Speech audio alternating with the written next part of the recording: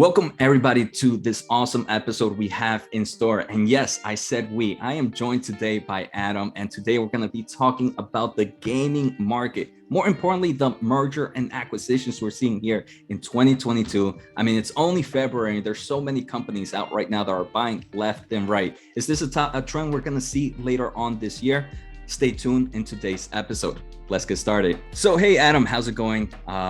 If you want to give the viewers a quick introduction about yourself, who you are, maybe a quick background on some of your investing styles, and where can people find you if they want to talk to you? For sure. Well, first of all, thank you so much. I know we've been talking about doing some kind of show or discussion for a long time, so really happy that we got started on this. I've been investing for about 5 years. I'm a self-taught investor, and I've just in the last couple of years become more active on some Discord groups and on Twitter.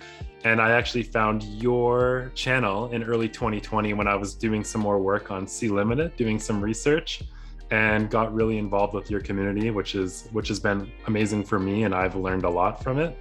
And just happy to give back for sure. And in my day-to-day life, I'm actually a software developer, but I have a big passion for investing and just trying to learn from other people and share my knowledge that I have as well. Thanks, Adam. And I'm pretty sure everybody's going to love the discussions you're going to bring to this episode.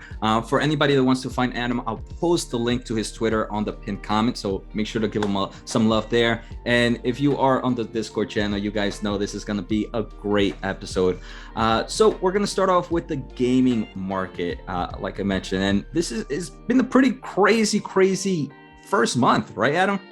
I can't believe that we're like 6 weeks into the year and there's been like $85 billion in acquisitions, more than all of 2021.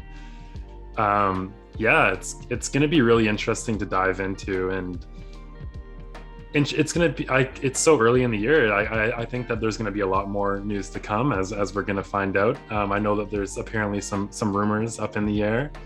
Do you want to kind of get us started on some of your thoughts? Yeah, so for the viewers that are watching, I think there's three major acquisitions right now. The first one is going to be Take-Two Interactive, that they acquired Zynga.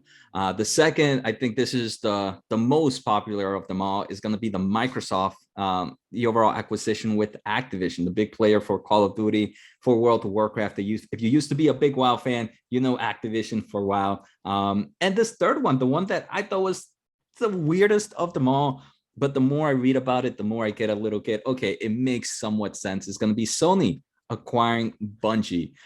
So Adam, out of these three acquisitions, which one would you say is your favorite? Okay, well, I think that my favorite has to be Activision Blizzard, just because if you think about the IP that Microsoft is acquiring, that's something you can't just build over a couple of years when you're trying to make new IP, right? They're getting the IP for Warcraft, Diablo, StarCraft, Call of Duty. These are all games that myself as a gamer, I've been playing them, since I was 10 or 12 years old, for Diablo and StarCraft and some of the games. And when they re-release some of these games, like even the older versions, there's a dedicated fan base that's just going to go and grab it no matter what. So the advantage you have is that games are getting so expensive to make now. I think that we have some stats on kind of like the average AAA title, how much it costs to produce one of those games. It's really difficult for companies to take a risk on new IP when you're spending sometimes $100 million, right? So if you own the IP for Call of Duty, for World of Warcraft, for Overwatch, you're really eliminating a lot of the risk. And as well as that, they're also gaining a ton of talented teams, right? That have so much experience in making these great games. And we are in a pretty tough labor market right now. So I'll say, like, just as a gamer myself, I'm really excited about Activision and Blizzard. I love those games. As an investor, I'm actually really curious of the Take-Two acquisition. We saw some other gaming companies acquire, some mobile publishers. I guess one of the biggest ones was when Activision acquired King, which is now, I guess, part of the Microsoft acquisition. But I'm just going to share my screen here, and there was some talk in the acquisition release. Take Two identified that there was around $500 million in incremental annual net bookings that could be unlocked over time. And a big reason for this was they said it's driven by the creation of new mobile games using the Take Two intellectual property. So this was in the release, but then they kind of like walked this back a little bit on the earnings call. I don't know if you listened to it or not, but they kind of made it seem like that wasn't such an important part of the acquisition. So I'm really curious kind of what they have in mind and how much value is going to be unlocked by this acquisition over time. It's obviously going to take a while. So I know I know it's a lot to go through, but yeah, I'd love to hear about your thoughts on that. So while we're here with the Take Two, I think that was pretty impressive. I mean, for those not familiar, Take Two, big manufacturer of Grand Theft Auto, right? I think that's one of its biggest player. Red Dead Redemption is another one that comes in from the Take Two Interactive, and then you have 2K, the basketball game. And one thing that out of I want to say all the big players that are in the kind of gaming industry, we have EA and we have Activision. Take Two doesn't have too much kind of market in the mobile market in the mobile world. So this to me was probably one of my favorite things about the Zynga acquisition is kind of overall bring that talent. I think talent is very, very important, just like you mentioned, Adam.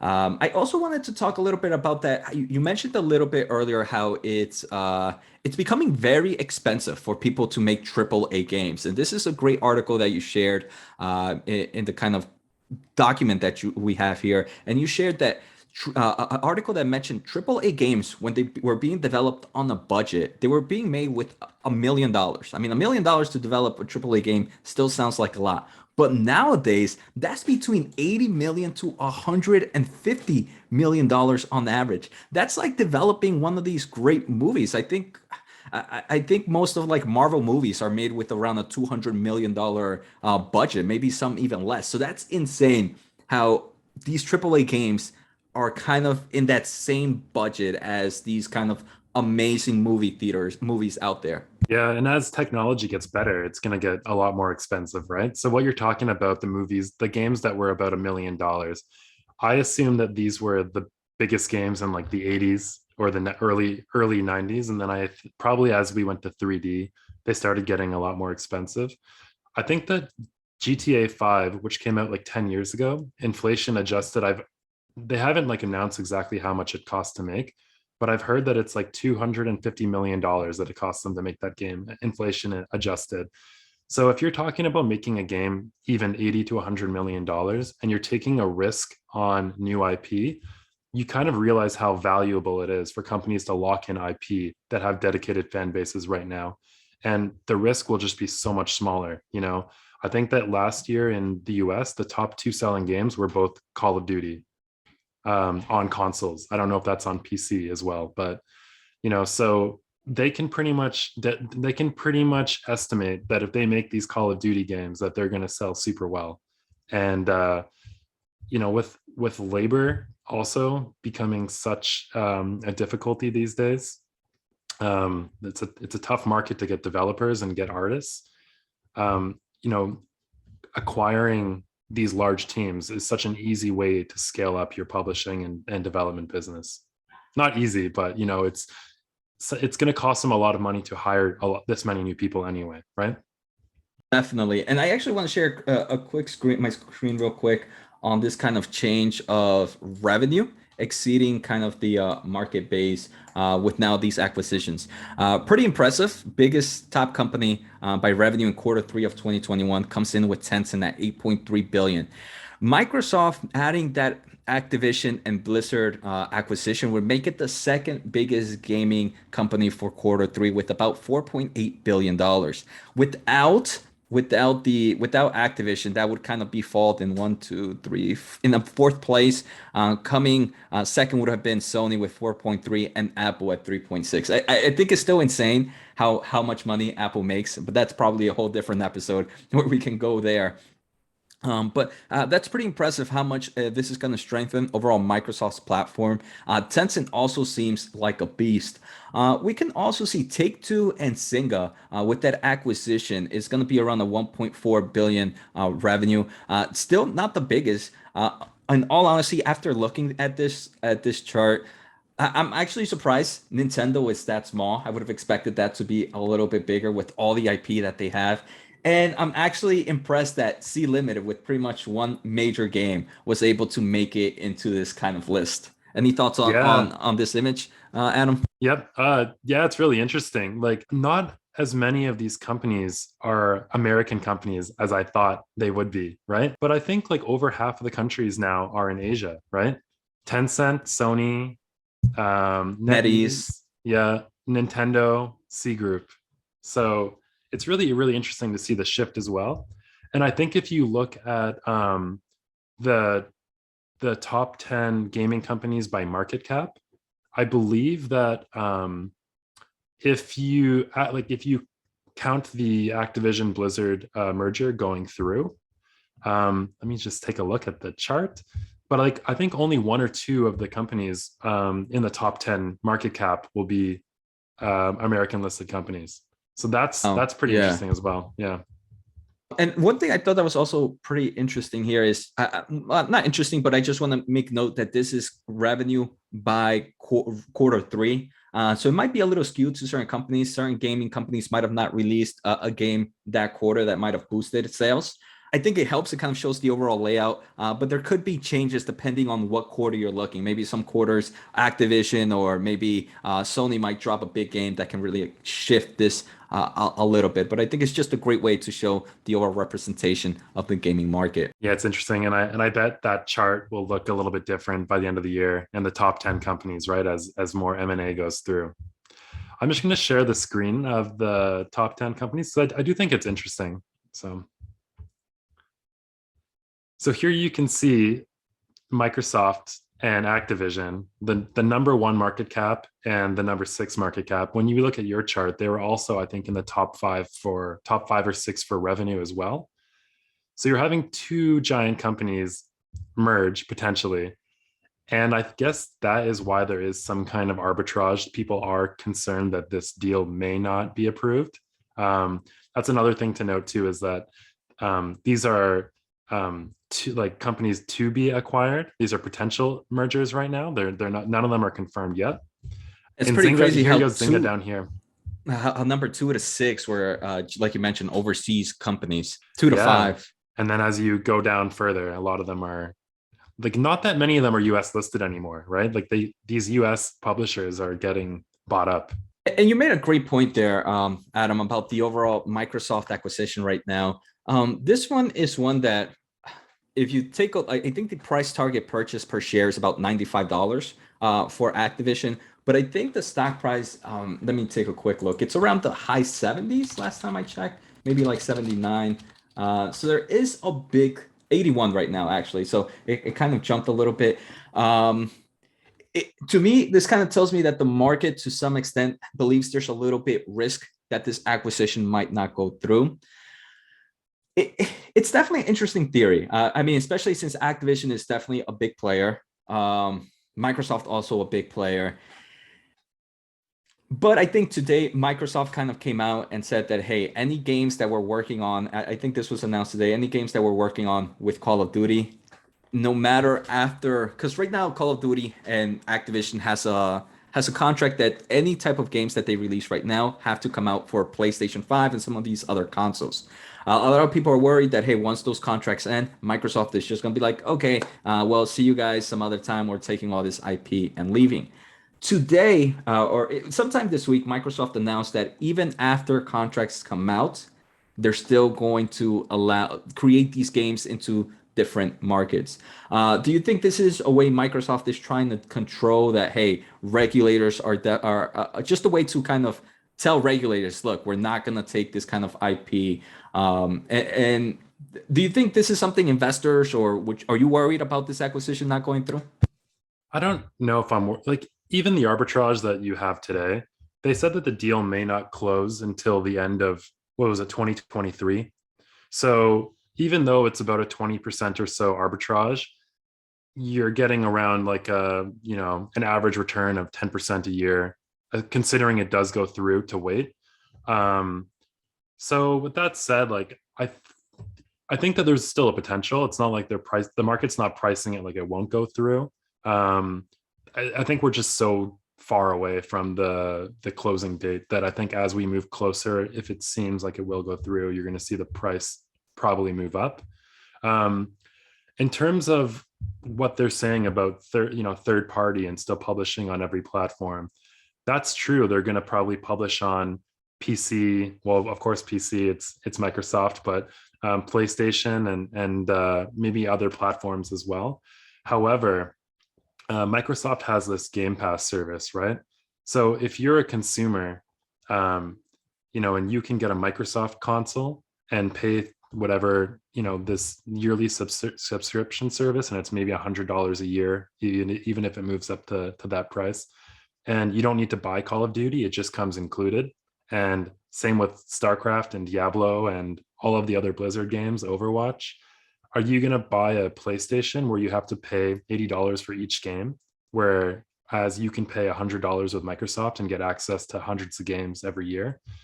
So that, I think, is going to be the interesting thing. It even got brought up on the Take-Two call, this Activision deal. And they kind of said, third party is still important. They're going to do third party because that's kind of what gamers want, right? Gamers want the freedom to choose their own platform. So yes, I think that Call of Duty is always going to be available because I don't think fans would fans would really backlash against Microsoft if they only made it available on the Xbox. Some people bought their PlayStation just to play Call of Duty, right? And I think that is not such a worry for me. It's just how compelling the Microsoft subscription is going to be if they keep acquiring all these studios. And I agree with the arbitrage. It seems to me like the market might be saying that, hey, this is dead money for now. So we're not no point in pricing it to 95 right now if it's gonna be just sitting here for the next year. Because they did, like you mentioned, I think it was Microsoft's first quarter of 2023 fiscal year. But if we take a look at that to the actual calendar year, I think it's the end of June of 2023. So it's still over a year from now before the actual kind of cutoff date of acquiring it. So to some extent, I do believe it might be a mixture, maybe a little bit of risk there of it not going through, but I think a majority is the reason that, hey, for the next year and a half, my money is just going to be sitting there as dead money. Yeah. I do think the Microsoft subscription is a huge player here. I'm personally more of like a casual gamer to some extent. I don't remember when was the last time I bought a game, but I don't mind paying $12 for the Game Pass, where I can, whenever I want, I can play any game that they have there, and they have a huge catalog. So I think that's going to be a great thing, and also another cool topic we can probably do in another show, where cloud gaming, all these subscription passes. So before we kind of end the topic here, I think this was pretty cool with the overall gaming and merger acquisitions. Is there any other major player you wanna, or any major topic you wanna hit in this gaming market before we move on to the next? I think we covered most of the exciting stuff. Of course, we didn't go too much into the Sony Bungie acquisition. So that's a tough thing too. There's all this excitement now around Microsoft and poor Sony. They picked up a great studio, but if anyone knows, Bungie is pretty much just making one game right now, I believe, and that's the Destiny series. So they have Destiny 2. And Activision was actually publishing that for a little while. But then Bungie left to do self-publishing. So I think that's a pretty good acquisition for Sony as well, because they do need some kind of IP. This is a beloved studio, same studio that did the original Halo games. So they actually have a relationship with Microsoft as well in the past. I thought that was funny. I do think we should hit this topic. How Bungie was the creators of Halo, right? Obviously, they don't have those rights anymore. Microsoft ended up buying it. But I think it's just so funny because Activision owns the franchise that is known for Crash Bandicoot. And Crash Bandicoot originally, I think, was just a PlayStation 1. I remember when PlayStation 1 came out, I didn't have it. But I used to go to my friend's house to play Crash Bandicoot and Spyro because they were only available in PlayStation 1. So I think it's so funny how that kind of it shifted over within that market. I do think it's weird. This one acquisition makes at first for IP, like you mentioned, Bungie right now only has Destiny. And it definitely has a nice amount of players. But I did see that one of the reasons for this acquisitions is the overall technology that's being purchased. Destiny is kind of like a MMO style game to some extent. So that kind of strong multiplayer based technology is something Destiny's talent is good for. And that's what I think. That's one thing Sony mentions, that, hey, we're purchasing this not only for the IP, but also for the technology that they bring for us to build future games. That's true. Also, Bungie has a lot of experience building like first person shooter games. Sony doesn't really have like a really big first person shooter. Like Microsoft has Halo. And maybe with the experience that Bungie has with a first person shooter, they could have like a big, they had Killzone, like they called it the Halo killer, but it never really took off in the same way. Yeah.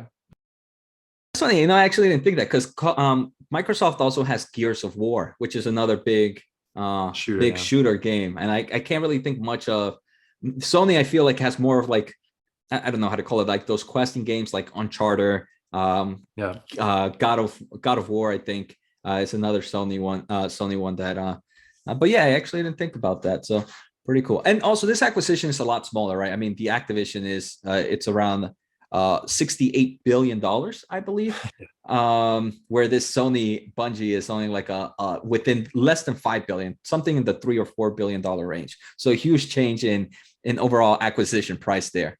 A final question here, Fizz, before we end this topic.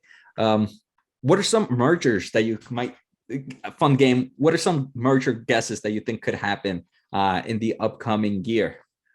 Because it's only February, right? I don't think we're done just yet.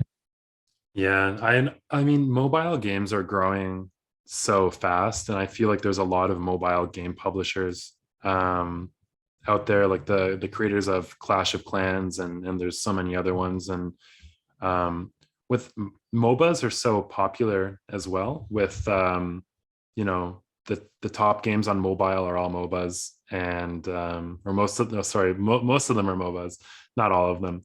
And in terms of like Twitch and YouTube and hours watched, I looked at a chart. I should have saved this chart, but I think that like 4.6 billion hours were watched of MOBAs in 2021. And actually Free Fire was the leading viewed game within the MOBA space. And I think of all games viewed within 2021, GTA 5 was actually like the number one or number two. So like the game that's 10 years old. So that's just like the power of Rockstar. And they just put out, it was like what I was saying about IP, they put out those like the Legacy trilogy. And apparently the game was, kind of a mess. It had a lot of issues, but it still sold like 10 million copies despite being broken, just because it's Grand Theft Auto. I thought that was super interesting. I didn't hear the call, but that's a topic I heard, that when it came out on Twitter and all these platforms, you kept hearing the negativity of how bad this game sucked, how it completely sucked. People hated it, but it was still insane how well it did for. Yeah, do you have anything in mind for an acquisition? Like for me, it's so hard to say. I think that with Microsoft grabbing Activision, I think that a lot of companies are going to want to grow larger now to kind of fend off from acquisition, maybe grab some more mobile studios. I know that Take-Two has done some other smaller mobile acquisitions in the past. So, with Microsoft Activision, I think we're going to see some big techs. I'm not sure if it's going to be Amazon, either Apple or either Facebook, and they're going to try to buy some of these other big players. And the reason being is because they have two things to win. One, if let's say Facebook goes and buys some big company, let's say regulators come out and be like, no, you guys are gonna be kind of monopolizing this market. Well, they're gonna be like, well, Microsoft is about to buy Activision, so if you're gonna stop us, you're gonna need to go stop them too. So it's either a way for either big tech right now to take advantage and say, hey, if Microsoft is gonna be able to get this through, this is the perfect time for us to buy some games as well. Or if we kind of want to somehow prevent Microsoft from getting this acquisition, we can also kind of go with this purchase. And if they kind of stop us, they're gonna have to some extent stop Microsoft and Activision. So I think that's gonna be interesting for big tech. I think for maybe some of these small players, like some of these studios, I think they're just going to be buying a lot of private game studios. Like you mentioned, a lot of these mobile games, most of them tend like Clash of Clans. I think most of them tend to be privately based industries. So I think we might see a lot of small studios being bought out by some of these big like EA Games, Take-Two, and some of the big players in the market. Definitely, yeah. And talking about like big tech and Facebook, like you don't want to be in Facebook's position when you see all this IP being grabbed by Microsoft, right? When they're going to kind of go head to head in the AR VR space eventually, right? Maybe Microsoft says, okay, we'll still release these games on console and PC, but we're not going to release them for the Oculus Quest or the Meta Quest. Because Microsoft does have some of their own gaming AR VR. They mainly known for the HoloLens right now, but they do partner up with some OEM companies to create what they call the mixed reality goggles. All right, Adam. So I think that's good. This topic was actually pretty fun and probably a little bit longer than we anticipated, but I think we had a lot of great discussions here. So everybody, I hope you guys enjoyed this episode. Make sure to subscribe and make sure to stay tuned. We will be releasing a few more episodes later, maybe today or this week, talking about some other interesting products or news happening in the market so far. So Adam, thank you for joining me today. And hopefully we'll see you in another episode. Yeah, thanks. It was a lot of fun.